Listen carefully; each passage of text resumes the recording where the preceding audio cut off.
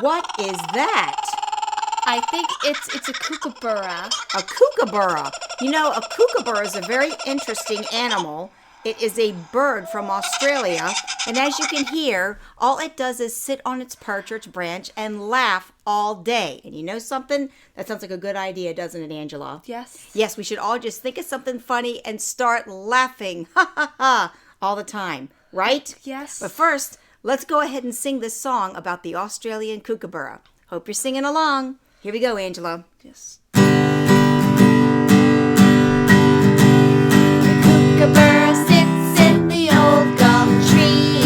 Mighty, mighty king of the bushes he.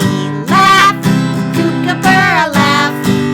Kookaburra, sing along with me. The kookaburra sits in the old gum tree, eating all the gumdrops he can see. Stop, kookaburra, stop. Kookaburra, sing some of those for me.